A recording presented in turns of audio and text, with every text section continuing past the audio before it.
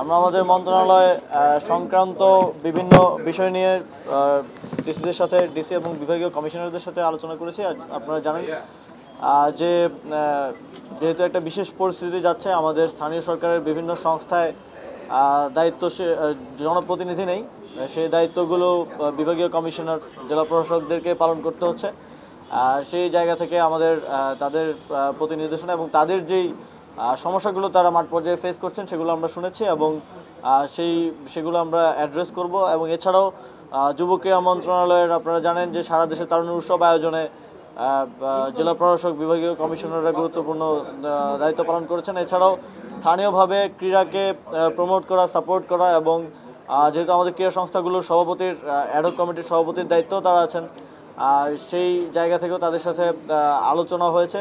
আমরা স্পোর্টসকে ডিসেন্ট্রালাইজ করার যেই পলিসি নিয়েছি সেটি বাস্তবায়নে তারা তাদের সহযোগিতা এবং প্রত্যাশা করেছে। স্থানীয় সরকার নির্বাচন নিয়ে কোনো আলোচনা হয়েছে কিনা, যেহেতু তারা সমস্যা ফেস করতে দেখেন, এটা তো আমাদের প্রত্যেক দিনের সমস্যা। আমাদের অফিসাররা অধিকাংশই অতিরিক্ত দায়িত্বে বিভিন্ন স্থানীয় সরকার সংস্থায় কাজ করতে হচ্ছে এবং তাদের থেকে প্রতিনিয়তই এই জিনিসটা শুনতে হচ্ছে যে স্যার প্রশাসক দেন কিংবা নির্বাচন দেন। এবং আজকেও যারা এখানে বিভাগীয় কমিশনাররা সবাই কোনো না কোনো সিটি কর্পোরেশনের দায়িত্বে আছে। এখানে জেলা প্রশাসকরা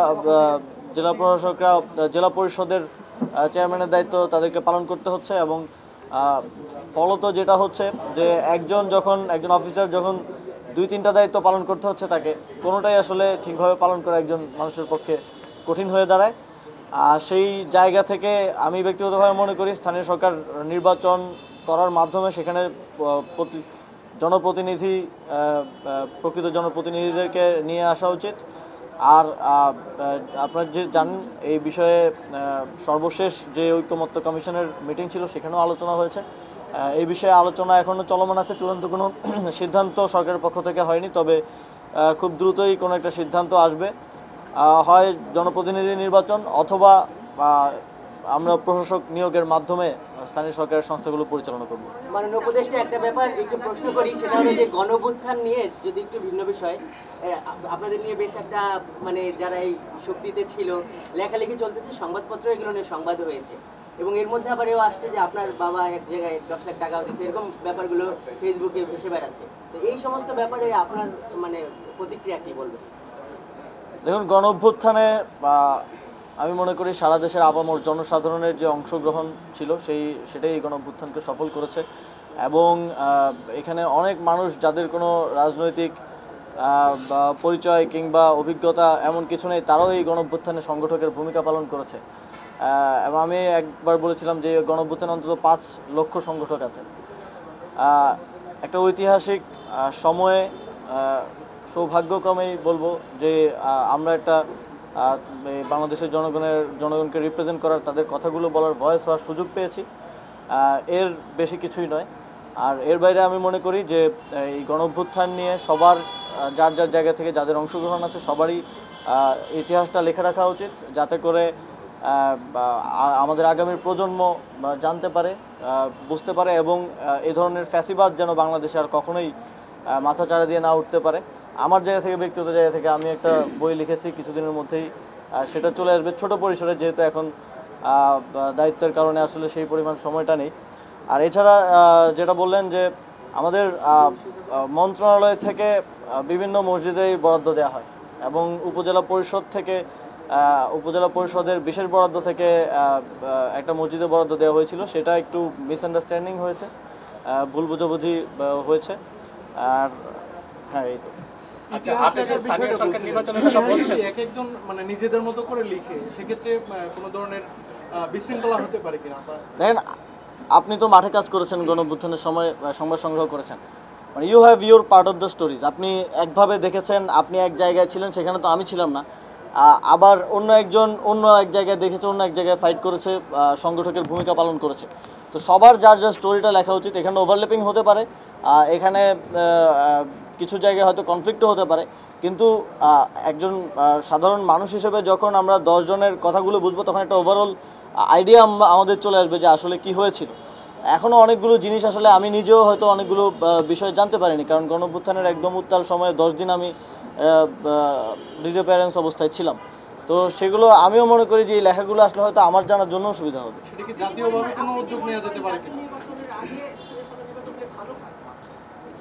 দেখুন, আমি ব্যক্তিগতভাবে মনে করি অবশ্যই ভালো হয়, কারণ we have to run the country. আমরা তো ইয়ে করতে পারছি না। আর দেখা যায় একটা ভালো জাতীয় নির্বাচন আয়োজন করার ক্ষেত্রেও স্থানীয় সরকারের যেই সংস্থাগুলো আছে তারা গুরুত্বপূর্ণ অবদান রাখতে পারে। আইন শৃঙ্খলা নিয়ন্ত্রণ থেকে শুরু করে লোকালি ইলেকশনকে সুষ্ঠুভাবে পালন করার জন্য গুরুত্বপূর্ণ দায়িত্ব পালন করতে পারে।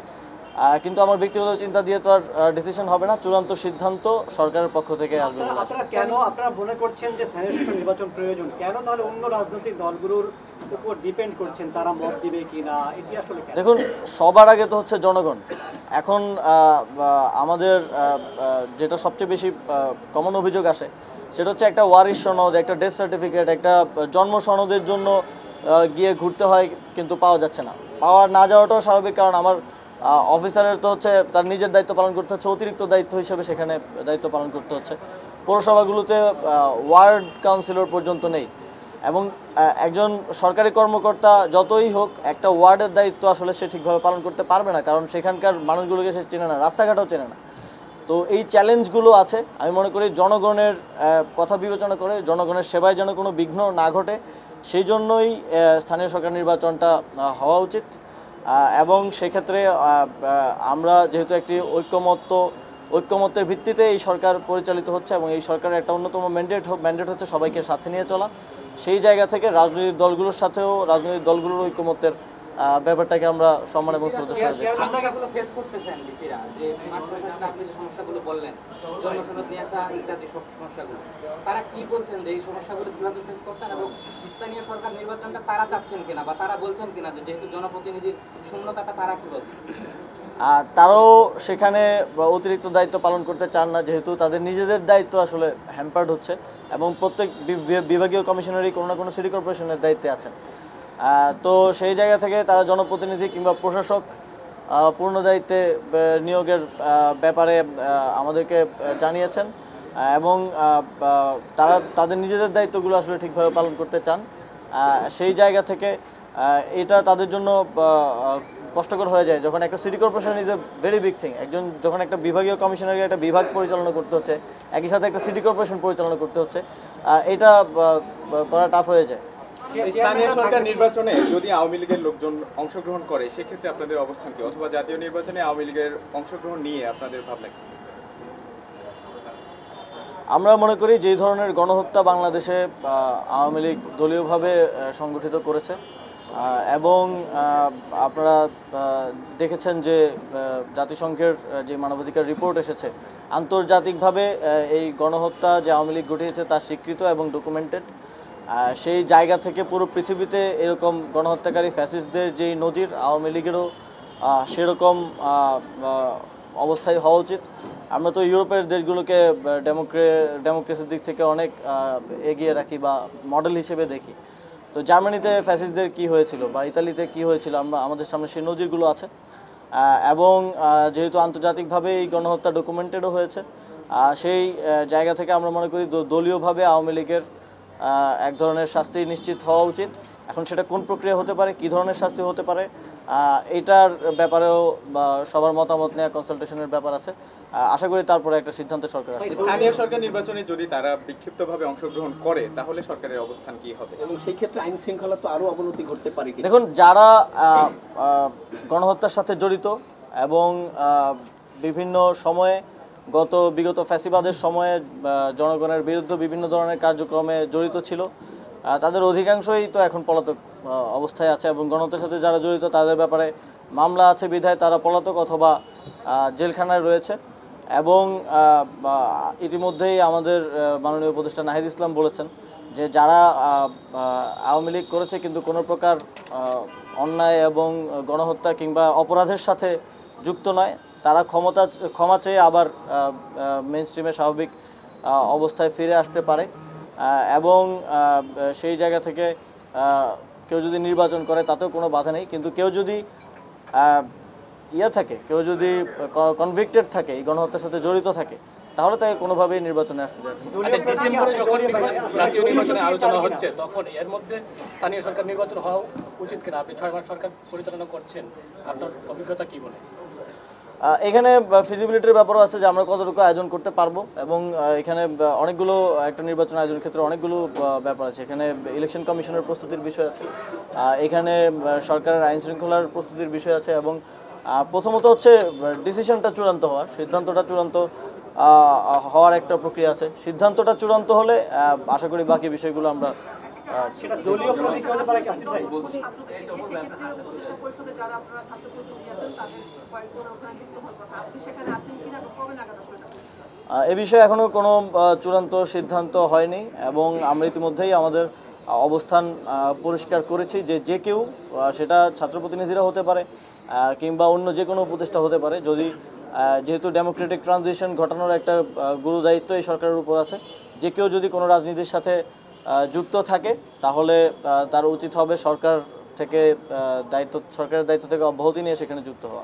আমরা শুনতে পাচ্ছি মাননীয় উপদেষ্টা দল গঠনের আগেই আমরা শুনতে পাচ্ছি বিভাজনের খবর, যে আহ্বায়ক পাওয়া যাচ্ছে, সদস্য সচিব ঠিক করা যাচ্ছে না, 3টা গ্রুপ হয়ে গেছে। এই বিষয়টা আসলে কি? এই বিষয়ে আমি অবগত নই, আমি সরকারের দায়িত্বে আছি।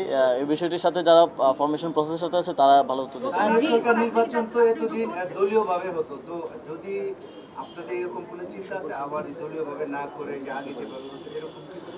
সংস্কার কমিশন এই বিষয়টি নিয়ে কাজ করেছে, এবং সংস্কার কমিশনের যে প্রস্তাবগুলো আছে এই বিষয়ে তা নিয়ে আপনারা জানেন যে ইতিমধ্যেই যে ঐকমত্য কমিশন হয়েছে, সেই ঐকমত্য কমিশন কনসালটেশনের মাধ্যমে একটা নীতি নির্ধারণ করবে, এবং সেটা আমাদেরকে দিলে আমরা সেভাবেই প্রসিড করব।